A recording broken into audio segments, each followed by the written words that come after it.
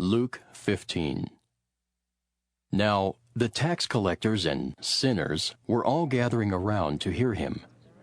But the Pharisees and the teachers of the law muttered, "This man welcomes sinners and eats with them." Then Jesus told them this parable. Suppose one of you has 100 sheep and loses one of them. Does he not leave the 99 in the open country and go after the lost sheep until he finds it? And when he finds it, he joyfully puts it on his shoulders and goes home.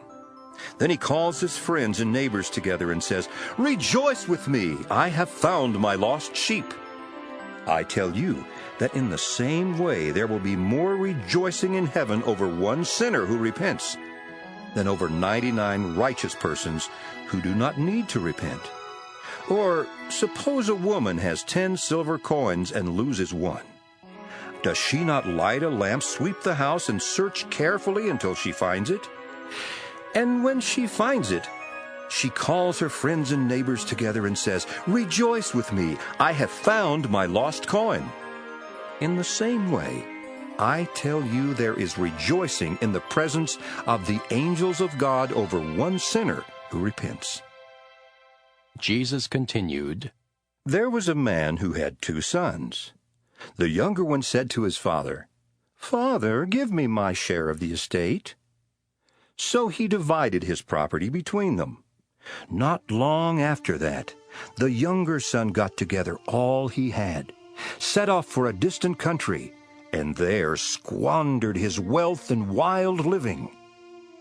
After he had spent everything, there was a severe famine in that whole country, and he began to be in need. So he went and hired himself out to a citizen of that country, who sent him to his fields to feed pigs. He longed to fill his stomach with the pods that the pigs were eating, but no one gave him anything.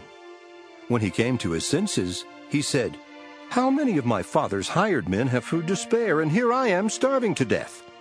I will set out and go back to my father and say to him, 'Father, I have sinned against heaven and against you. I am no longer worthy to be called your son. Make me like one of your hired men.' So he got up and went to his father. But while he was still a long way off, his father saw him and was filled with compassion for him. He ran to his son, threw his arms around him, and kissed him. The son said to him, 'Father, I have sinned against heaven and against you. I am no longer worthy to be called your son.'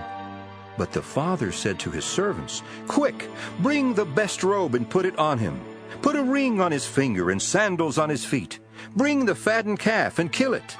Let's have a feast and celebrate, for this son of mine was dead and is alive again. He was lost and is found.' So they began to celebrate.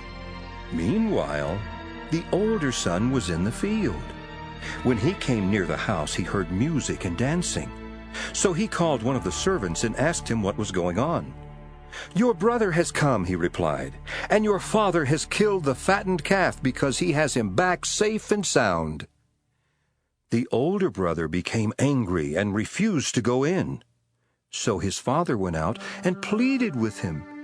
But he answered his father, 'Look, all these years I've been slaving for you and never disobeyed your orders. Yet you never gave me even a young goat so I could celebrate with my friends. But when this son of yours who has squandered your property with prostitutes comes home, you killed the fattened calf for him.' 'My son,' the father said, 'you are always with me, and everything I have is yours. But we had to celebrate and be glad, because this brother of yours was dead and is alive again. He was lost and is found.'